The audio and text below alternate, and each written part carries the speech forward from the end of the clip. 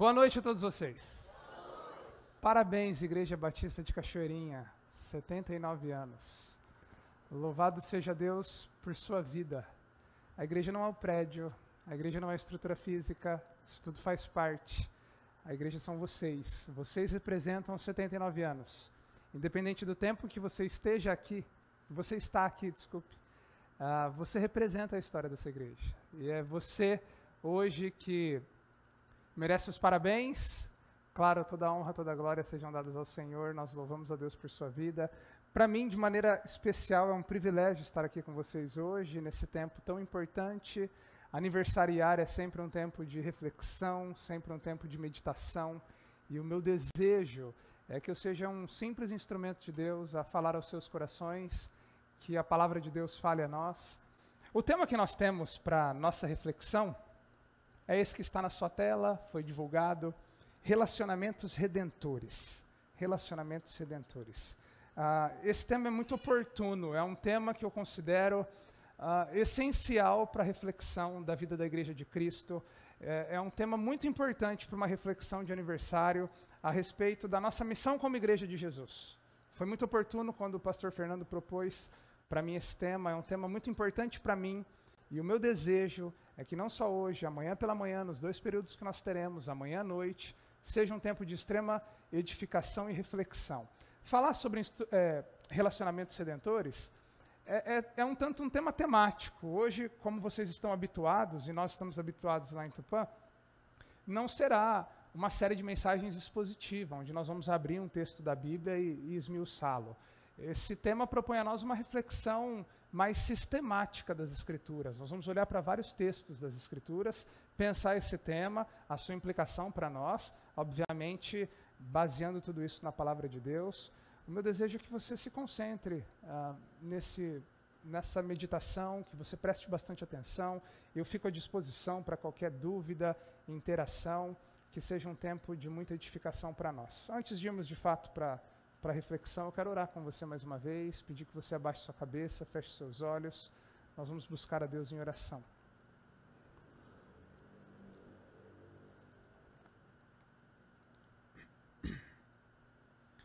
Senhor, que seja a Tua palavra a falar a nós, Deus.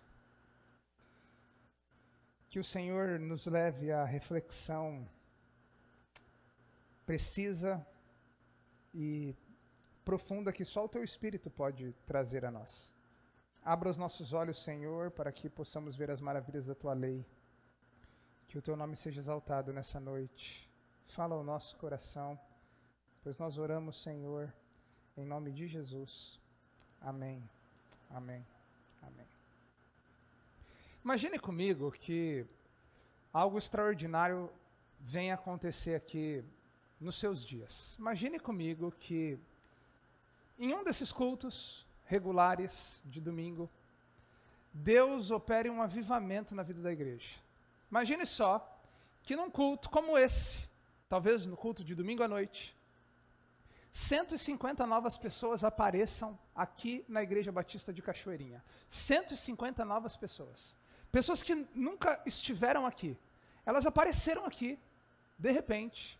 E nesse culto, essas pessoas, elas, de alguma maneira, elas estão expressando o desejo que elas têm de quererem conhecer mais sobre Jesus. 150 pessoas repentinamente aparecem aqui, e essas 150 pessoas, elas querem conhecer mais de Jesus. Dentre elas, nós temos incrédulos que estão assim, muito perto de conhecer o Evangelho, querendo conhecer o Evangelho, pessoas que estão afastadas de Deus, querendo se aproximar do Evangelho novamente, pessoas que conhecem o Evangelho em alguma medida, mas querem aprofundar o seu relacionamento com Jesus. Imagina, 150 pessoas, de repente aparecem aqui, querem conhecer mais sobre Jesus, querem crescer espiritualmente. A pergunta que eu faço para você é: vocês acham que a Igreja Batista de Cachoeirinha daria conta de repente, receber 150 novas pessoas e recebê-las com qualidade, acompanhá-las com qualidade? São 150 novas pessoas chegando e essas pessoas precisam ser acolhidas, elas precisam ser abraçadas. A matemática, ela pode ser simples para nós, buscarmos uma resposta para isso. Pense só, a Igreja Batista de Cachoeirinha tem aproximadamente 300 membros. São 150 novas pessoas chegando. Isso seria talvez simples. Nós pegaríamos 150 membros da igreja, deixaríamos um para um, esses 150 pegariam 150 que estão chegando, esses 150 teriam capacidade de pastorear, cuidar, investir nessas outras 150 pessoas, e em pouco tempo essas pessoas estariam acolhidas, pastoreadas e seriam todas maduras na fé. Será? Ou então, vamos então melhorar, já que a gente tem o recurso da matemática, vamos pegar 75 pessoas. Melhor, vamos pegar 50 pessoas. 50 pessoas da membresia da Igreja Batista de Cachoeirinha e vamos dividir dessas 50 pessoas, cada uma pega 3 pessoas e elas pastoreiam intensamente essas pessoas. Rapidinho, nós vamos ter esses 150 bem acolhidos, pastoreados, supridos, discipulados, orientados.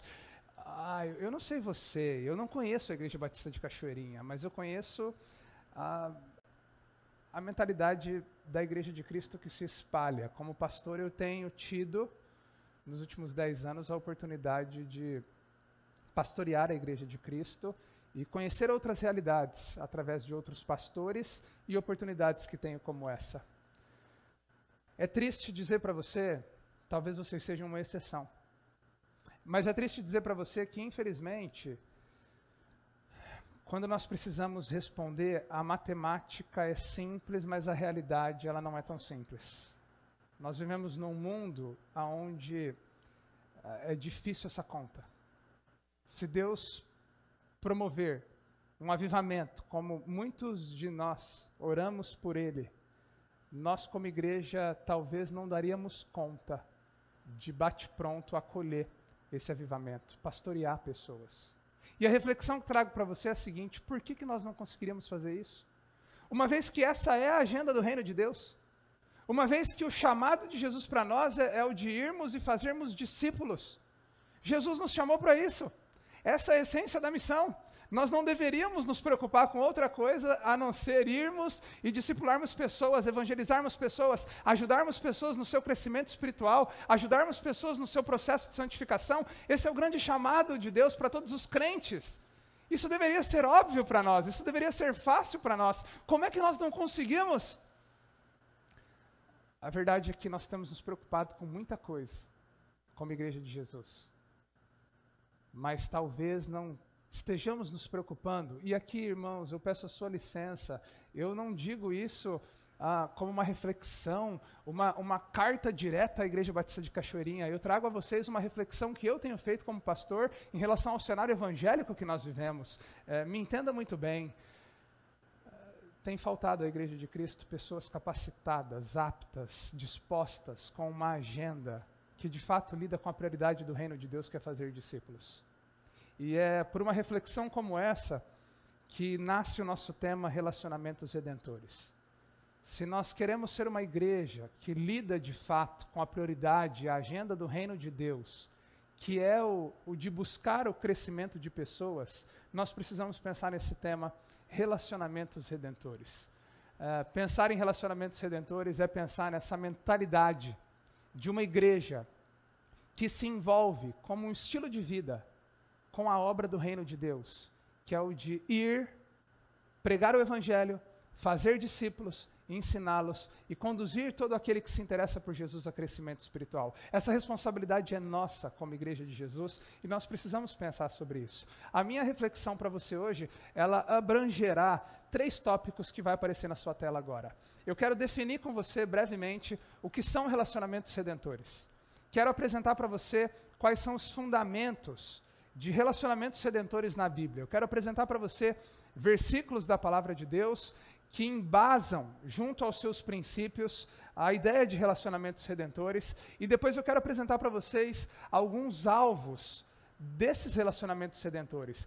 Quais são os objetivos para essa mentalidade de relacionamentos redentores na vida da Igreja de Cristo? Eu quero passear com você por esses 3 tópicos nesse nosso tempo de hoje. Amanhã pela manhã, eu quero ver com você em 2 temas. Num primeiro momento pela manhã, eu quero conversar com você um pouco, depois que entendermos o que são relacionamentos redentores. Amanhã de manhã eu quero ver com você o seguinte: Tudo bem, entendemos o que são relacionamentos redentores. Agora, como é que nós nos conectamos com as pessoas à nossa volta? Porque eu já entendi, mas eu vivo numa sociedade tão superficial. As pessoas vivem em casas com muros altos, muros intransponíveis, casas com cercas elétricas. Isso não é só físico, isso é em relação a relacionamentos. É difícil entrar na vida de pessoas. Como é que eu me conecto com essas pessoas para esses relacionamentos redentores? Eu quero ver isso com você amanhã, no nosso primeiro tempo da manhã. No segundo tempo da manhã, eu quero falar com você sobre a importância de amizades redentoras. A importância de, enquanto estamos investindo em outras pessoas,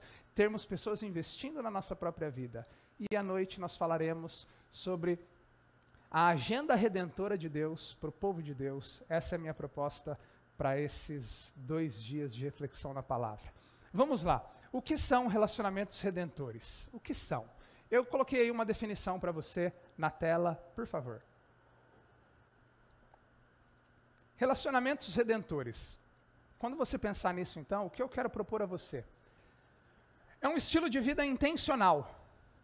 Por intencional, entenda, é um estilo de vida que está comprometido com um propósito, com uma agenda. Quando pensamos relacionamentos redentores, nós pensamos a submissão a uma agenda, a agenda de Deus. Uma vida que encontra identidade e propósito em Deus. É um estilo de vida intencional que tem como alvo tornar toda a relação interpessoal um contexto para a atividade redentora de Deus na história. Viver relacionamentos redentores é isso. É esse estilo de vida cuja minha agenda é uma agenda que se fundamenta nos planos de Deus na história, e esses planos me levam a entender todas as pessoas à minha volta como projetos de Deus, aonde Deus quer atuar em suas vidas através de mim. Eu sou um instrumento de Deus aonde eu estou para embaixar o seu reino e para ser um agente da redenção. Deus tem um tema nas Escrituras. Deus tem o Waze, o GPS de Deus está bem calculado na história. O seu projeto é a redenção e Deus quer que você e eu participemos disso. Essa agenda de Deus deve ser a nossa agenda. E nós fazemos isso quando entendemos que as pessoas que estão à nossa volta, todos os ambientes onde nós estamos inseridos, nós somos usados por Deus para promover a redenção. Deus quer que sejamos embaixadores do seu reino, investindo em vidas de pessoas que estão à nossa volta. É isso que significa relacionamentos redentores. Deus usa você, no contexto onde você está, na profissão que você tem. Lutero dizia que nós somos máscaras de Deus. Deus está atuando nesse mundo, você é uma máscara dele, na qual ele se configura através da sua personalidade, para onde você está, ele alcançar pessoas à sua volta com a redenção. Essa é a sua agenda e isso que significa relacionamentos redentores. Tá bom. Renato, como é que a gente embasa isso na Bíblia? Quais são os fundamentos dos relacionamentos redentores? Como é que nós conseguimos pensar isso biblicamente? Eu quero convidar você a abrir comigo a sua Bíblia na segunda carta de Paulo aos Coríntios, capítulo 5, versículos 18 a 20. Segunda carta de Paulo aos Coríntios, capítulo 5, versículos 18 a 20. Quero passear em alguns textos das Escrituras, fundamentando para você esse conceito.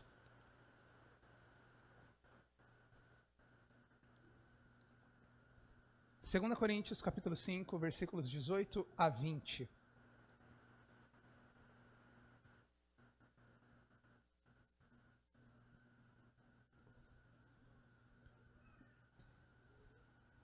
Segunda Coríntios 5, 18 a 20, olha o que está escrito ali. Tudo isso provém de Deus, que nos reconciliou consigo mesmo por meio de Cristo e nos deu o ministério da reconciliação. Ou seja, que Deus em Cristo estava reconciliando consigo o mundo, não levando em conta os pecados dos homens, e nos confiou a mensagem da reconciliação.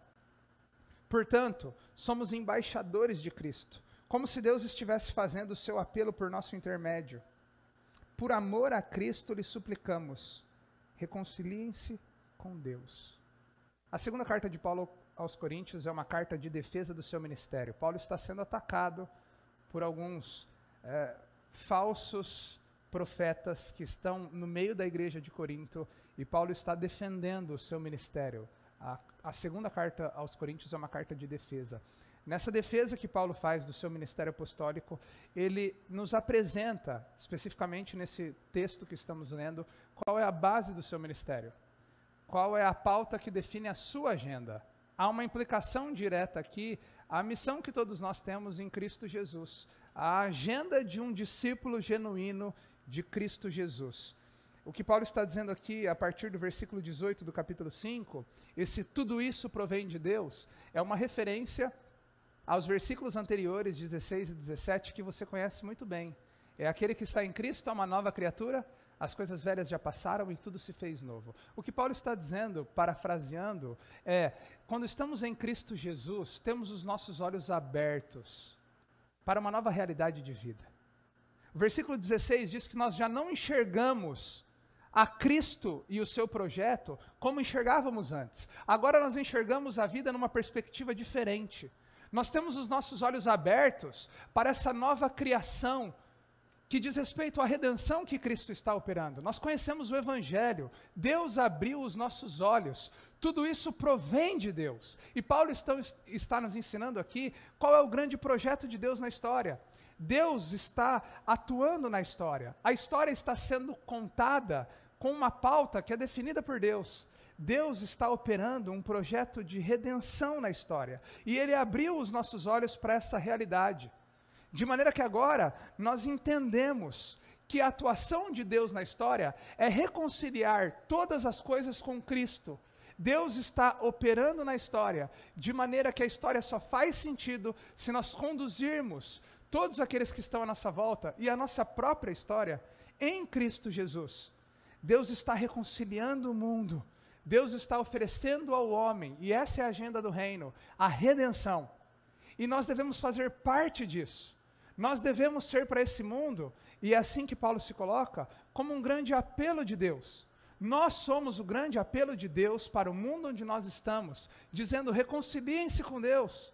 Nós devemos ser embaixadores, agentes de Deus na história, de modo a sermos instrumentos aonde estamos para levar essa redenção. É como se você tivesse acordado de repente numa guerra. Você acordou simplesmente numa guerra. E nessa guerra você tem algumas opções. Ou você acordou, tem uma guerra acontecendo, 2 povos se atacando. Você tem uma primeira opção, você pega uma arma e sai atirando também. Eu preciso sobreviver, vou sair atirando. Se eu não fizer isso, sei lá o que está acontecendo, mas vou sair atirando. Uma outra opção que você tem é se alienar. Você monta uma barraquinha, se esconde, encontra um lugar e vai viver com a sua família, e a guerra está acontecendo. Eu vou construir a minha empresa, vou viver o meu trabalho, o meu ambiente, deixa que as coisas acontecerem, eu vou dar um jeito. Uma outra opção que você tem, que é a mais sábia, obviamente, é você entender o que está acontecendo. É você entender qual é a realidade do que está acontecendo. Eu quero me engajar nisso, eu quero me proteger, eu quero comprar um lado, eu quero entender o que está acontecendo. A nossa vida é sobre isso. Nós vivemos num mundo onde uma história está sendo contada. E essa história é de Deus redimindo esse mundo. É da justiça de Deus sendo derramada a esse mundo, e justiça essa em Cristo Jesus. A questão é o que nós vamos fazer com isso. E o que Paulo está propondo é isso: nós precisamos ter esses olhos abertos para essa guerra espiritual e precisamos nos engajar nisso, nos engajar no projeto de Deus. Efésios capítulo 1 vai nos dizer isso. E Deus nos revelou o mistério da sua vontade, de acordo com o seu propósito que Ele estabeleceu em Cristo. Qual é o propósito que Deus estabeleceu em Cristo? Qual é a vontade de Deus em Cristo? Isso é, de fazer convergir, apontar para Cristo, todas as coisas, celestiais ou terrenas, na dispensação da plenitude dos tempos. O que Paulo está dizendo em Efésios é que toda a história, e Efésios capítulo 1 é muito interessante, porque Paulo está dizendo que toda a Trindade Santa trabalha nisso, Deus Pai, Filho e Espírito Santo, para fazer com que todas as coisas apontem para Jesus. Essa é a história da redenção. Relacionamentos redentores se baseiam na história da redenção. Se nós queremos entender como é viver essa história que está sendo contada por Deus, nós precisamos da história da redenção, nós precisamos entender relacionamentos redentores. O que eu entendo de Efésios capítulo 1 é que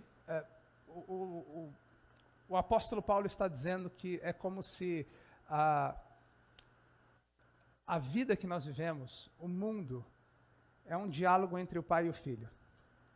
E o filho e o pai conversam e toda a história só encontra um sentido no diálogo e no contexto do diálogo com o pai e com o filho. Você talvez já tenha tido a oportunidade de estar numa conversa, num bate-papo, onde você está com alguém da sua família, e aí, de repente, mencionam certa situação, aí isso faz com que vocês se lembrem de algo que só você e o seu familiar entendem. Sabe aquela situação assim?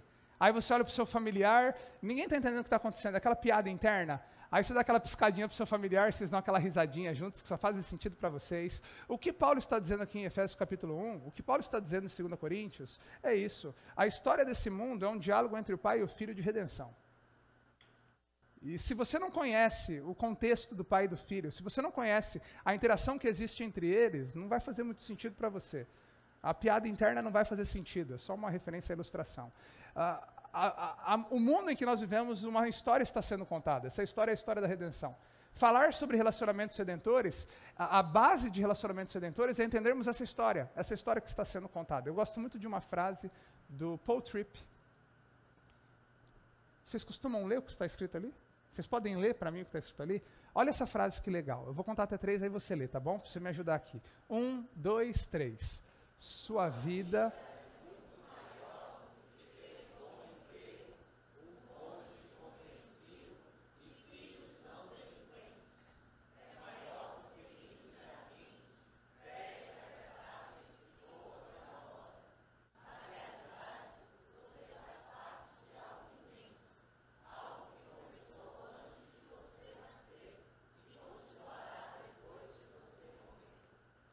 É triste como muitos crentes resumem a sua vida a ter um bom emprego, a ter um cônjuge compreensivo, a ter filhos não delinquentes. Isso tudo é muito interessante, é muito legal que você tenha um bom emprego, é muito legal que você tenha um cônjuge, um lar que vive em paz, é muito importante que você crie filhos que não sejam delinquentes. Mas esse não é o grande alvo de Deus para nós. Isso é parte do grande alvo de Deus para nós. O grande alvo de Deus para nós é que nos engajemos nessa história que está sendo contada de redenção, que começou antes de nascermos e continuará depois que nós morrermos. E essa grande história faz com que nos envolvamos com levarmos redenção às pessoas, inclusive ao nosso cônjuge, inclusive aos nossos filhos, inclusive ao emprego que está à nossa volta. Nós não podemos nos contentar com uma vida de ter a família reunida de domingo no almoço na mesa e comermos um bom churrasco. Isso tudo é muito legal, mas existe uma história que está sendo contada. E falar sobre relacionamentos redentores é encontrar a base nessa história, é nos engajarmos com essa história. Uma das bases, então, de relacionamentos redentores é a própria história da redenção. Uma outra base que eu apresento para você na tela é o próprio ministério cristão. Você e eu, como crentes em Cristo Jesus, temos um chamado. A igreja de Deus em Cristo Jesus, ela tem uma estrutura de funcionamento que fica muito bem clara ali em Efésios capítulo 4, versículos 11 a 13. Vocês podem ler comigo o que está na tela? Vamos lá? E ele sumiu. E ele designou alguns para apóstolos, outros para profetas, outros para evangelistas,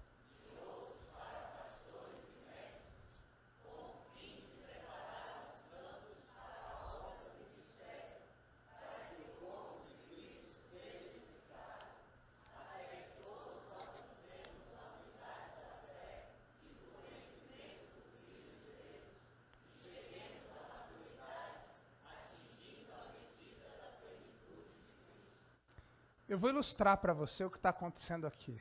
Me deem licença. Carlos, vem cá. Vem cá, Carlos. Conheci o Carlos, seminarista da igreja aqui. Carlos, é o seguinte, cara. Eu vou te dar 20 segundos. 20 segundos. O que é que você vai fazer? Você aqui é um embaixador do reino de Deus. Você aqui é um homem que está salvando gente. Você vai ter 15 segundos para sair aqui. Cada pessoa que você tocar... Na verdade, você vai pegar cada pessoa... Nesses 15 segundos, você só pode pegar uma pessoa por vez. Você vai pegar uma pessoa e trazer aqui na frente. Você vai ter 15 segundos. nós vamos ver quantas pessoas você consegue salvar em 15 segundos, tá bom? E se você tiver sua mão tocada e puxada, vem até aqui. Você tem que trazer até aqui, aí você volta e pega outra pessoa. Traz até aqui, um por vez. 15 segundos. Vamos lá? Quem vai marcar os 15 segundos aí pra gente? Vamos lá, Pastor Fernando, 15 segundos. 1, 2, 3 e já! 15 segundos. Vamos lá, Carlos. Vamos lá, 15 segundos. 15 segundos. Já salvou o pastor, glória a Deus, irmão. Aleluia. Vamos lá, salvou. Deixou a irmã, coitada. Vamos lá, irmão. Graças a Deus. Salva a irmã aqui. Vamos lá. Mais quanto? Acabou. Lamento, senhoras e senhores.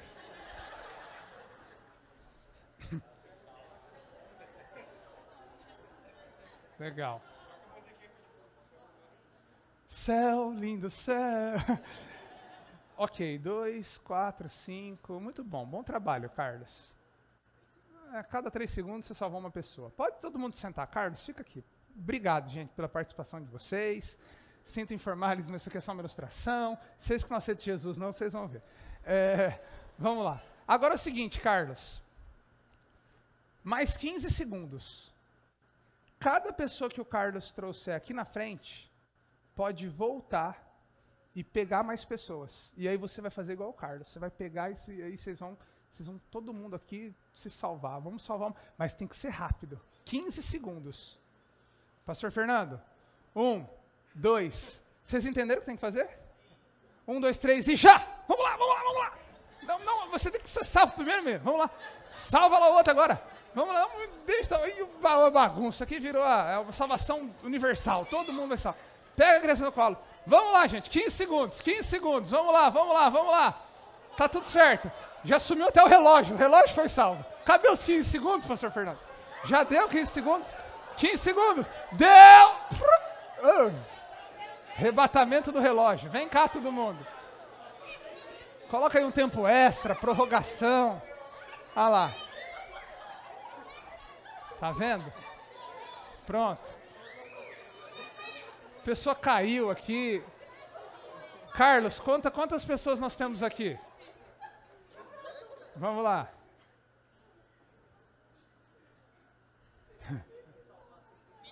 23. Uma salva de palmas para esses 23 aqui na frente. Isso, olha só. O inferno aplaudindo o céu. Brincadeira. Podem sentar, por favor. Gente, pelo amor de Deus, é só uma ilustração, tá bom? Vamos falar, pastor Fernando trouxe um louco aqui. Oi? Ele era o salva-vida. Vocês entenderam onde eu quero chegar, né? Vocês entenderam onde eu quero chegar?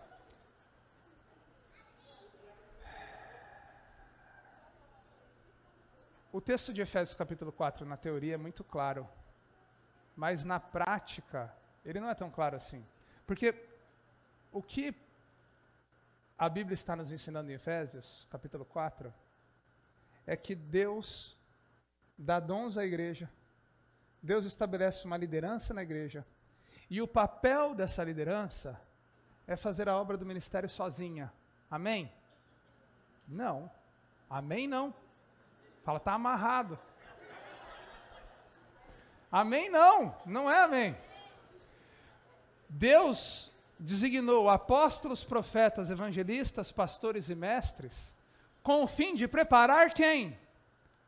Os vocacionados, os habilidosos na música. Com o fim de preparar quem?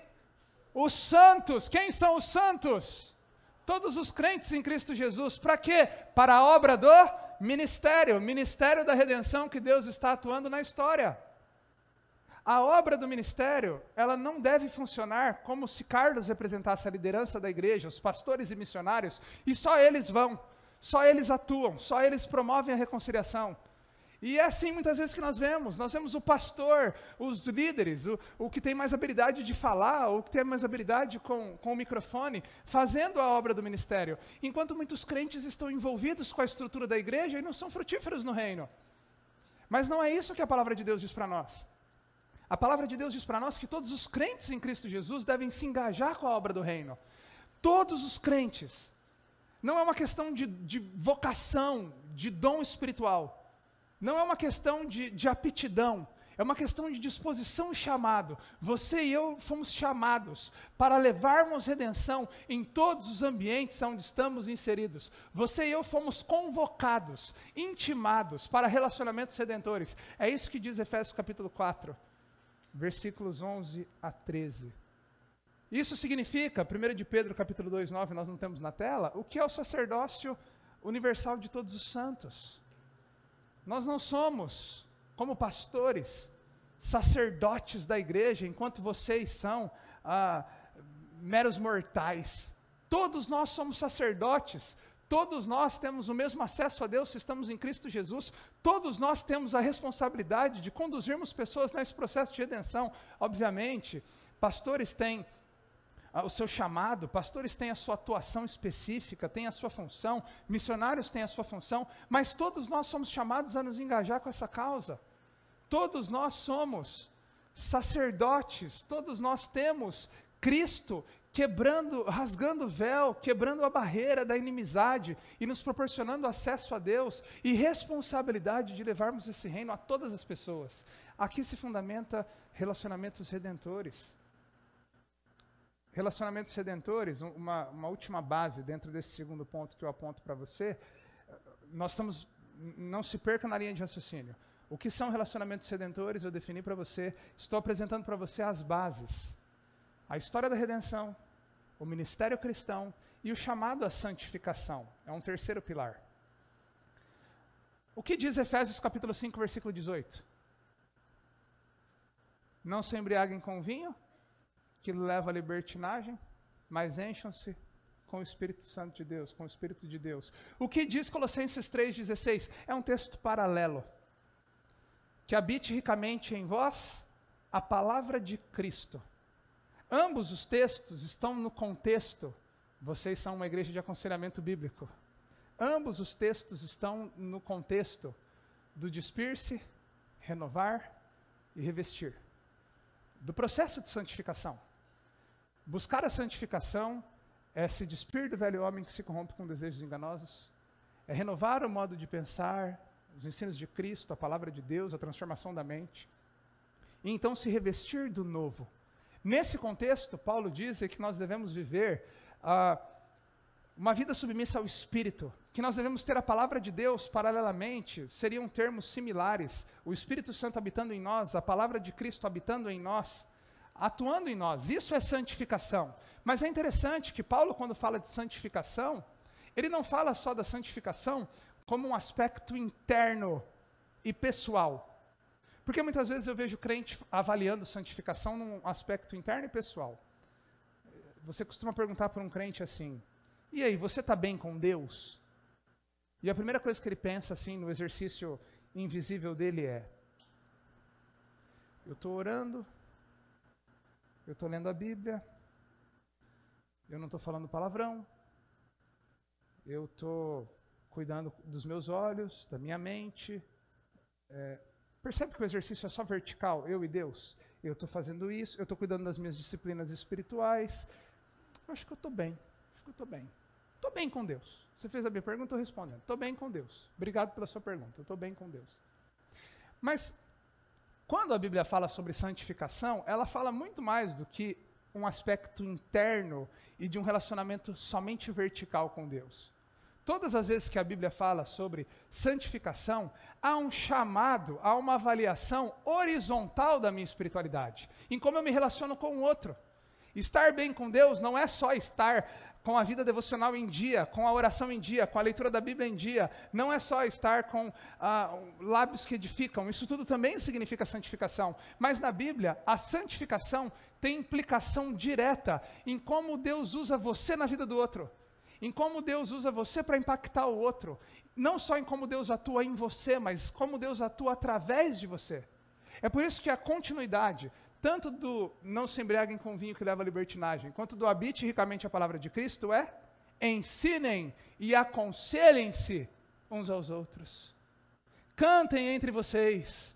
A ideia é, proclamem horizontalmente essa salvação. Vocês estão em santidade, vocês estão se despindo do velho homem, renovando o modo de pensar e se revestindo do novo. Então sejam luz, sejam sal da terra, atuem um na vida dos outros, sejam usados um na vida dos outros. Esse é o chamado da redenção. A santificação não é um projeto só interno, pessoal e vertical com Deus. A santificação é um projeto horizontal, externo, que evidencia e convoca pessoas a esse reino. Nós temos esse gráfico bem desenhado aqui. Aqui à minha esquerda está a minha vida separada, quando eu não conheci o Evangelho. Aqui no centro está a redenção, quando eu conheci a Jesus, João 3,16, quando eu conheci o Filho de Deus, que me traz a salvação, e agora eu estou num processo de santificação. E para que Deus me leve a essa santificação, Ele usa pessoas à minha volta. Há um versículo anterior, por favor, Carol, volte só um slide. Esse versículo é o versículo de Colossenses, capítulo 3, a continuação do texto, quando ele está falando sobre o revestir. Ele fala, portanto, como povo escolhido de Deus, santo e amado, revistam-se de profunda compaixão, bondade, humildade, mansidão e paciência. Todas essas virtudes que são destacadas aí, elas estão relacionadas em eu atuar na vida do outro, em coisas que o outro promove em mim, no Espírito Santo operando de maneira horizontal na minha vida.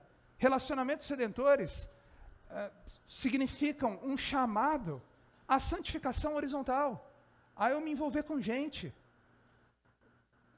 Como assim nunca ninguém ouviu o evangelho da sua boca? Como assim nunca ninguém se converteu através do seu testemunho? Você seria hoje uma pessoa capaz? Se a vida de um visitante aqui hoje dependesse da sua atuação pastoral, do seu chamado ao relacionamento redentor, esse crente passaria fome, espiritualmente falando? Ou seria bem alimentado? Como assim você ainda não é capaz de cuidar de alguém? Como assim você ainda não é capaz de ser usado na vida de alguém? Esse é um chamado à santificação muito sério da palavra de Deus para mim e para você. Há uma frase que eu gosto bastante, apesar de ressalvas com o autor, mas há uma frase muito boa, depois desse gráfico, do Eugene Peterson, que ele diz o seguinte: a amizade é para a espiritualidade tão importante quanto a oração e o jejum.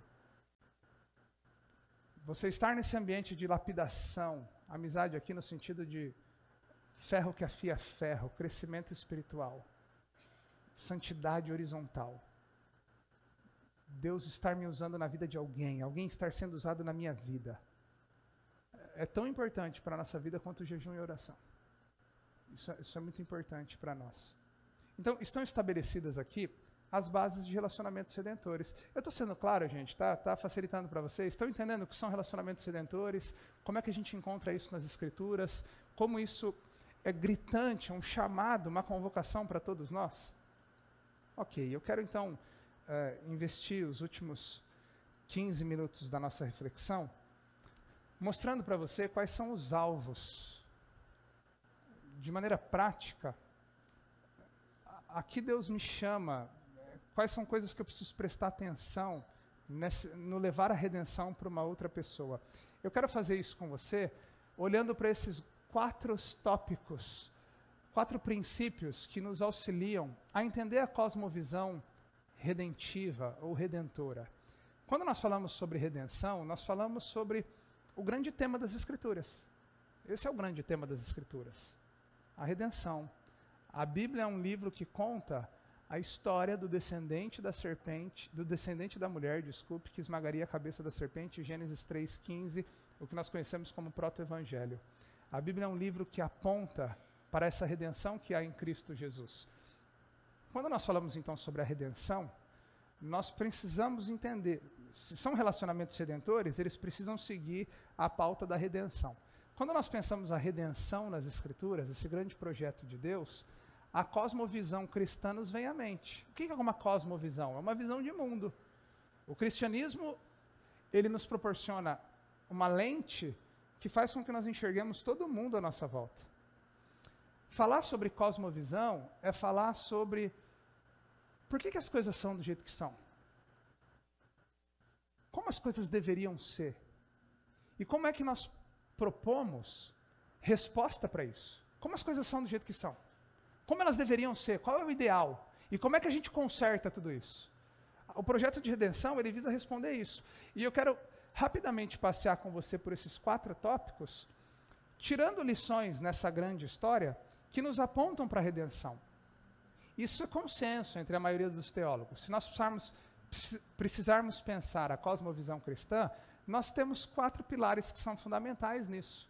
A criação, que revela o ideal de Deus, qual o objetivo de Deus ter criado todas as coisas. Nós temos a queda, que é toda disfunção, porque as coisas são do jeito que são. E qual é a proposta de Deus? A redenção, então, para um caminho agora que conduz o homem à glorificação, que é esse processo da santificação que culmina, que ruma para a plenitude disso, que é a volta de Cristo Jesus e a instauração do seu reino, de todo o programa escatológico do reino de Deus. Criação, queda, redenção e glorificação. Eu quero então apresentar para você alguns princípios que nos ajudam a estabelecer alvos.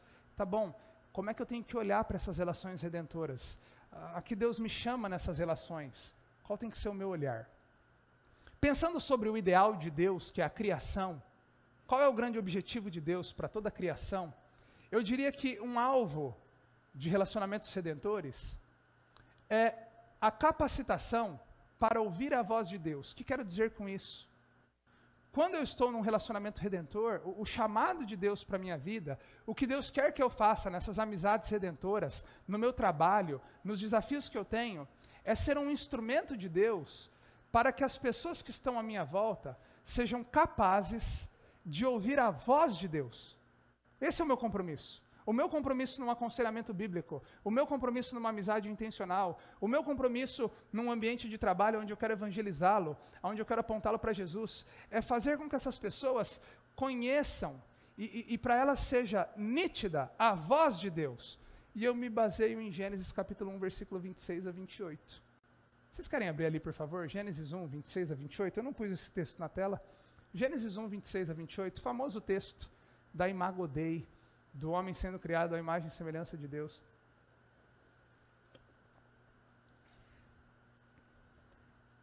Gênesis 1, 26 a 28. Então disse Deus: façamos o homem à nossa imagem, conforme a nossa semelhança, domine ele sobre os peixes da terra, sobre as aves do céu, sobre os grandes animais da terra e sobre todos os pequenos animais que se movem rente ao chão. Criou Deus o homem à sua imagem, a imagem de Deus o criou, homem e mulher os criou. Deus os abençoou e lhes disse: sejam férteis e multipliquem-se, encham e subjuguem a terra. Dominem sobre os peixes do mar, sobre as aves do céu e sobre todos os animais que se movem pela terra. Quando nós olhamos para a criação, para o Gênesis capítulo 1 e 2, nós vemos o ideal de Deus. Como Deus criou as coisas na sua obra para que elas fossem. E o que nós vemos no Gênesis 1 e 2 é um relato muito nítido da voz de Deus colocando em ordem toda a criação. No Gênesis, é o disse Deus que faz com que tudo se movimente. É o disse Deus que traz ordem para as coisas. É muito claro a construção ali do Gênesis. Diz Deus e as coisas estão estabelecem. Disse Deus e as coisas estão se estabeleceram. Na criação do homem não é diferente. É a voz de Deus que traz propósito e identidade para o ser humano.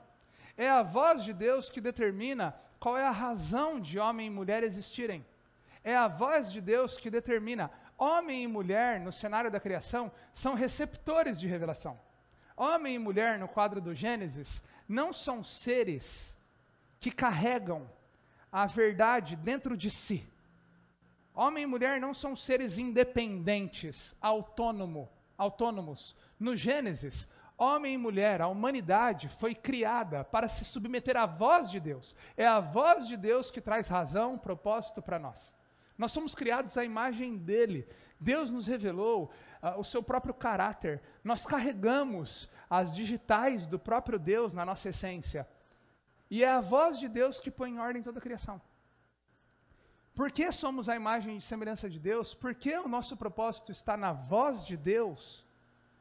Nós somos receptores de revelação, nós somos adoradores. Nós somos criados para nos curvar diante de Deus, para nos colocar de joelhos diante deles. Nós temos uma função muito bem definida, muito clara. nós somos dependentes, nós não conseguimos andar pelas próprias pernas. É a voz de Deus que coloca em ordem a nossa existência. Nós não somos muito diferentes no sentido de uma função muito clara, entenda o que eu estou dizendo. Somos muito diferentes essencialmente. Eu tenho que tomar cuidado com essas coisas, porque pessoas às vezes recortam o que a gente diz e tiram do contexto, né? Se você pegar um cachorro e colocar ele dentro de uma sala, e você vai viajar, você vai ficar um mês fora, você deixou o cachorro dentro da sala. Eu não sei muito bem o que vai virar isso, mas você pode tentar prever ali o que vai acontecer. Esse cachorro vai precisar comer. Esse cachorro, se for bem adestrado, vai ter um cantinho para suas necessidades. Você vai deixar um brinquedo. Você sabe muito bem como ele funciona, o que ele faz. O livro do Gênesis nos apresenta a realidade da nossa criação também. Nós também temos um jeito de existir que Deus revelou para nós. Você e eu somos adoradores. Nós vamos nos curvar diante de alguma coisa. Você e eu precisamos de uma verdade. Você e eu não temos uma verdade dentro de nós. Nós somos criados para ouvir a voz de Deus. Você e eu corremos atrás constantemente de nos apegar a uma verdade. Você e eu somos dependentes. Você e eu desejamos autonomia, mas nós somos dependentes. Nós também temos um funcionamento bem estabelecido, e é a criação que diz isso. Quando nós estamos num aconselhamento bíblico, numa amizade redentora, o que nós precisamos ter em mente é isso. O nosso grande desafio na nossa própria caminhada cristã e na caminhada de outros que nós auxiliamos é saber discernir a que Deus está me chamando nessa situação. O que a voz de Deus está querendo falar a mim? Qual é a voz de Deus para nós hoje? A Bíblia, ok? É a palavra de Deus a voz de Deus para nós. A palavra de Deus ela é luz para o nosso caminho. Nós precisamos, nos nossos relacionamentos redentores, ter a Bíblia como nosso guia, como a nossa base. Nós precisamos, diante dos nossos problemas, entender, Senhor, diante dessa situação, diante disso que eu estou passando, diante daquilo que o meu colega está enfrentando, o que a sua voz quer me dizer? O que a sua voz quer me orientar? Qual é a identidade e propósito que eu encontro no Senhor? Deus, eu tenho me configurado muitas vezes por uma identidade e propósito que não encontram significado na tua voz. A questão é, a que o Senhor está me chamando? Num aconselhamento bíblico é muito comum alguém chegar em você e dizer o seguinte: olha, eu estou com um problemão. E a primeira coisa que a pessoa quer é, como é que eu resolvo o meu problema? E o que eu costumo dizer para a pessoa é, pois é, ouvindo o seu problema, eu preciso deixar algo muito claro. Talvez Deus não queira resolver o seu problema. Ou talvez Deus não vá resolver o seu problema. O chamado de Deus é Deus resolver você. É Deus ressignificar a sua vida através da voz dEle e do chamado dEle. A pergunta que nós precisamos fazer não é como nós resolvemos o nosso problema, é como Deus promove a voz dEle, o chamado dEle, a identidade que Ele tem para mim nessa situação. Muitas vezes Deus não vai resolver o seu problema, mas Deus vai resolver você. Eu tenho aprendido isso no aconselhamento bíblico. Deus não é um resolvedor de problemas, Deus é um resolvedor de pessoas. E é isso que nós precisamos nos concentrar, é nisso que nós precisamos nos concentrar. A pergunta que nós devemos fazer diante da voz de Deus é, o que eu estou adorando? Existe algo que eu estou adorando, que eu estou me curvando, que não o Senhor nessa situação? Existe algo governando o meu coração, que não o próprio Deus nessa situação? Eu preciso me concentrar na voz dEle. Todos nós fomos chamados a isso, e o seu papel é esse, é levar a voz de Deus, é ajudar as pessoas a olharem os seus problemas do lado de cima da montanha. Olha, calma, você está no meio do vale ali, do furacão, está difícil o negócio, vem aqui, vamos subir aqui, vamos olhar na perspectiva de Deus, vamos entender o que Deus quer para você, vamos entender o chamado à santidade, a identidade em Cristo, vem olhar aqui de cima o seu problema, vem olhar na perspectiva de Deus. Esse é o chamado do relacionamento redentor, nos enxergarmos a partir da voz de Deus. Isso é a cura para a cegueira do discernimento pessoal, porque a pessoa chega para você cheia de discernimento pessoal, porque a avó dela falou alguma coisa, porque o pastor da televisão falou outra, porque a igreja do lado falou outra, porque o vizinho falou outra, porque a cultura dela, porque o desejo dela. As gôndolas do supermercado são muito variadas. E o que nós vamos dizer é, calma, o que Deus quer falar ao nosso coração, como a palavra dele nos instrui nessa situação. Isso é a criação. É a proposta da criação. A proposta da queda ela vem nos confrontar quanto à cegueira espiritual. Eu preciso ajudar a pessoa num relacionamento redentor a ouvir a voz de Deus e a calar a voz do meu próprio coração. O que foi a entrada do pecado no mundo, senão o desejo de autonomia? Foi o desejo que homem e mulher tiveram de quererem autonomia, andar independente de Deus. Eles caíram no papo da serpente. Deus tem um projeto, mas veja bem. É interessante que na narrativa do Gênesis, é Deus que fala, mas então uma terceira voz entra na jogada. Não é só a voz de Deus e do homem que atuam, agora é a voz da serpente. E essa voz se aloja no coração do homem, o convidando a uma vida autônoma. Um relacionamento redentor me confronta em áreas da minha vida em que eu estou querendo andar independente de Deus, não confiando na vontade de Deus, querendo andar autonomamente. Você e eu temos um DNA que busca todos os dias autonomia, independência de Deus. A questão é como nós podemos identificar. Olha, meu irmão, minha irmã, perceba isso. Nessa área da sua vida, você está cego pelo pecado. Nessa área da sua vida, você não está ouvindo a voz de Deus, você está ouvindo a voz do seu próprio discernimento, você está ouvindo a voz da cultura, você está ouvindo a voz da serpente, você não está ouvindo a voz de Deus. A ideia é que não só entendamos qual é o propósito de Deus, mas em que os propósitos de Deus confrontam o nosso coração pecaminoso. Como a nossa idolatria é revelada nisso. O que nós estamos desejando mais do que o próprio Deus? Nos confronta quanto à cegueira do pecado. É isso que acontece em Gênesis 3. Isso é a cura para um coração idólatra. Em Tiago, capítulo 4, versículo 1, os irmãos ali em Jerusalém, os irmãos que estão dispersos na primeira perseguição que acontece em Jerusalém, eles estão vivendo em contendas. Eles estão vivendo com brigas, com crises. E Tiago vai dizer, olha, as guerras e contendas que existem entre vocês, elas vêm das paixões que guerreiam no seu próprio coração. Vem de expectativas e desejos deturpados do próprio coração de vocês. Desejo de autonomia. Vocês estão desconsiderando a voz de Deus nessa área da vida de vocês e por isso estão andando dessa maneira. Desconstruam essa voz no coração de vocês. Submetam-se à voz de Deus e Deus os exaltará. Essa é a ideia de Tiago. A ideia de Tiago é dizer, Deus é ciumento. Ele vai dizer isso lá. Deus é ciumento. Deus quer que nós nos rendamos à sua voz, e todas as vezes que nós não nos concentramos à sua voz, mas caímos no conto da serpente, nós somos adúlteros. Tiago capítulo 4, versículo 4, adúlteros. Vocês não sabem que a amizade com o mundo é inimizade com Deus? Esse é o alvo de relacionamento redentor. Como eu ajudo a pessoa a ouvir a voz de Deus, como eu ajudo a pessoa a desconstruir vozes malignas do seu próprio coração e das circunstâncias à sua volta. Terceiro tópico aqui dentro dos alvos. Como eu ajudo essa pessoa a se apropriar da identidade em Cristo? Porque agora eu morri para esse desejo de autonomia. Eu entendi que o grande problema da minha vida é esse desejo de autonomia. O grande problema da minha vida é a escravidão da minha vontade. Mas agora eu fui liberto por Cristo. Gálatas capítulo 2, versículo 20, eu fui crucificado com Cristo. Quando a Bíblia diz que nós somos crucificados com Cristo, isso é uma referência, não só à morte de Jesus como um fim em si mesmo, mas o poder que a morte de Cristo traz para a derrota dessa voz de autonomia dentro de nós. Eu não preciso ouvir a voz das minhas paixões e desejos. Eu não preciso ser refém desse mundo pecaminoso dentro de mim.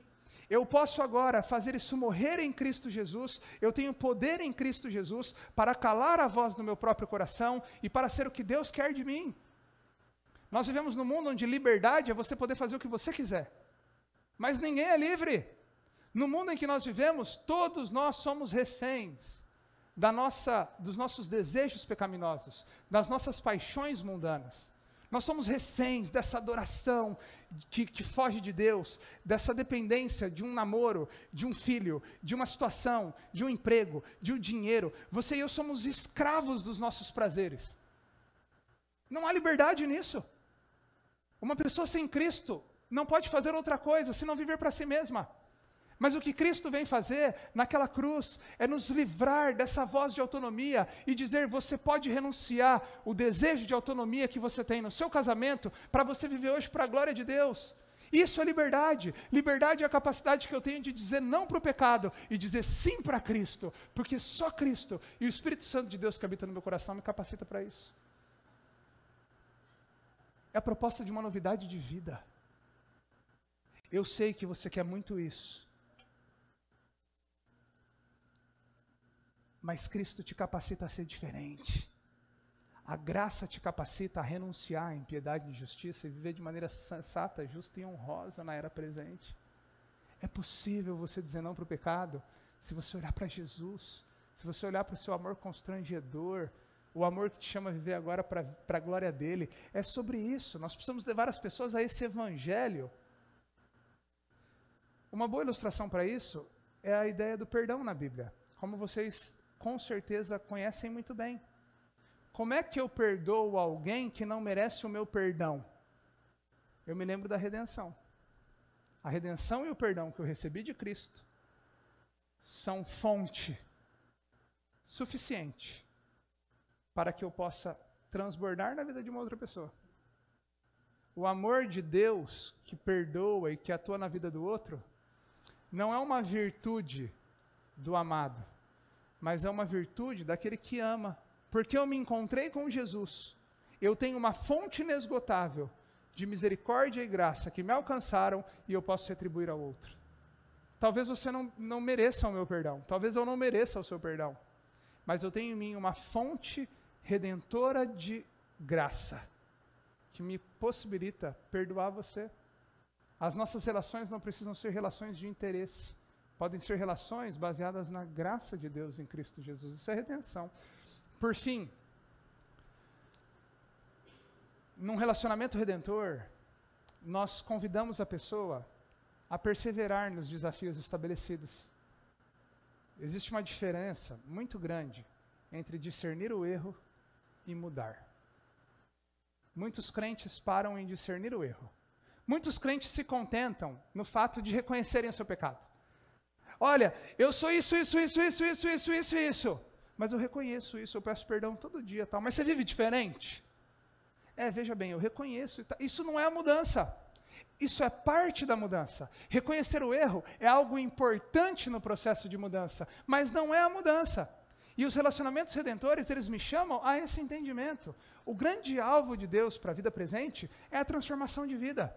É como, diante da voz de Deus estabelecida, que desconstrói a voz do pecado e me chama para a redenção, me leva a uma nova proposta de vida onde nós podemos andar juntos, onde nós podemos crescer juntos, onde eu posso mudar, experimentar essa novidade de vida. Em que áreas da minha vida eu preciso perseverar? Em que áreas da minha vida eu preciso me apropriar dessa transformação que Deus está fazendo?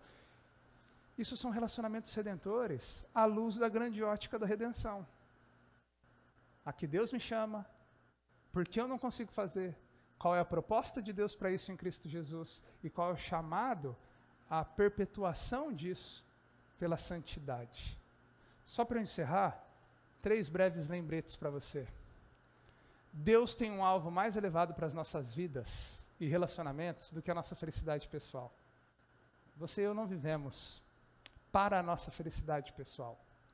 Você e eu vivemos para a glória de Deus, para a obra do ministério.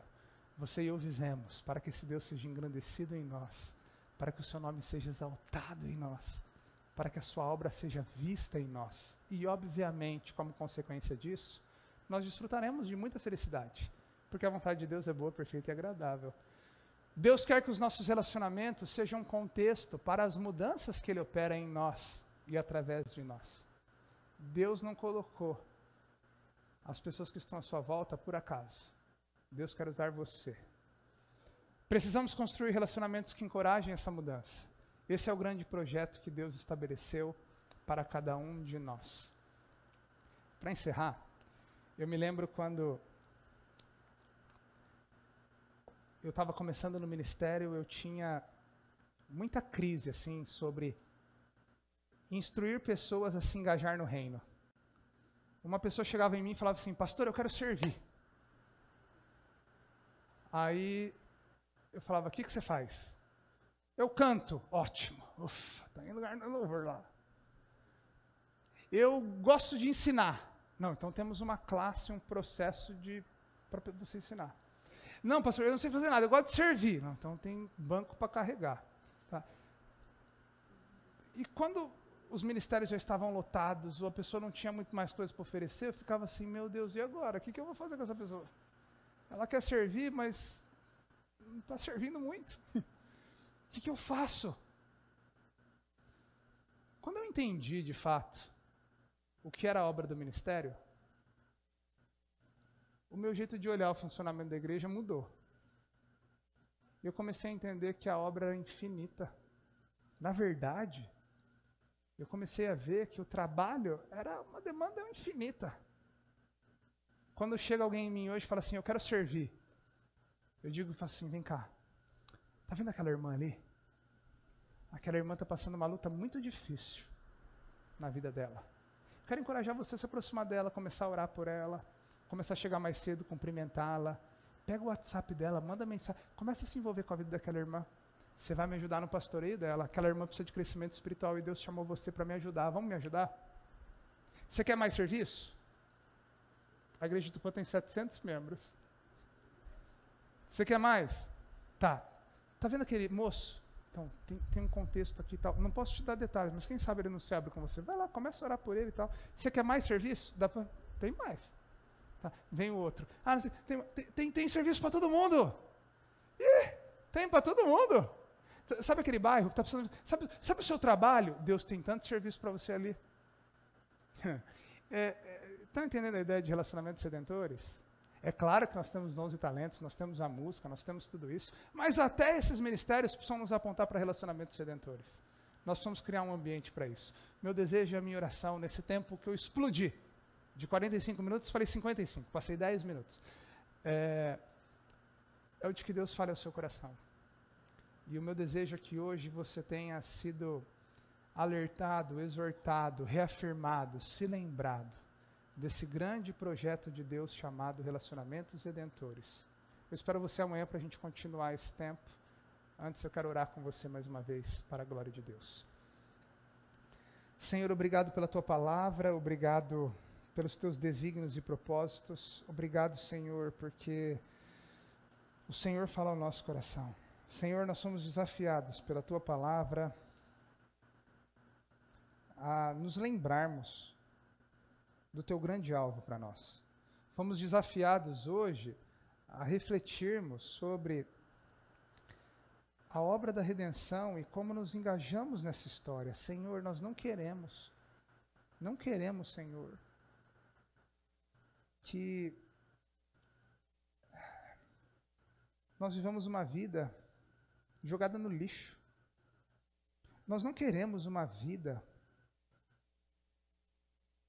que corre atrás do próprio rabo, que olha para o próprio umbigo. Nós não queremos, Senhor, uma vida que é alienada. Nós queremos hoje, ó Deus, participar daquilo que o Senhor está fazendo.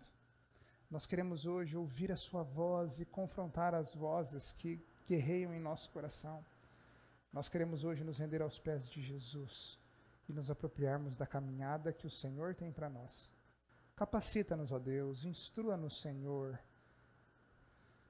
para que hoje todos vivamos a partir da Tua história e que o nosso legado contribua para a exaltação do Teu reino. Que nós possamos ser um sinal histórico do Teu reino enquanto Igreja Batista de Cachoeirinha. Que a continuação da história dessa igreja seja assim, manifestando a Tua glória por meio de pessoas que se engajam em vidas que apontam para Jesus. Pois nós oramos em nome de Jesus. Amém.